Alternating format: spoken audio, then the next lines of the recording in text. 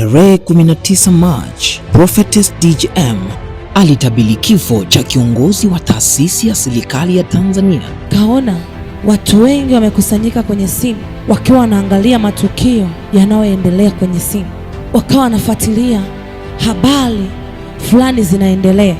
Nikaona misiba miwili mikubwa. Hiyo ni misiba ya taasisi mbili tofauti.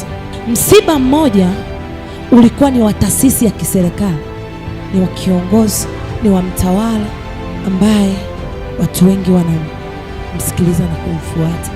Leo tarehe 25 Machi 2026, Rais wa Jamhuri ya Muungano wa Tanzania Mheshimiwa Dr. Samia Suluhu Hassan ametangaza kifo cha Mheshimiwa William Vagimembe Lukuvi, aliyekuwa mbunge wa jimbo la Isimani, aliyefariki leo majira ya saa 1 asubuhi katika hospitali ya Benjamin Mkapa jijini Dodoma, alipokuwa akipatiwa matibabu ya ugonjwa wa mshtuko wa moyo. Bwana ametoa na Bwana ametoa.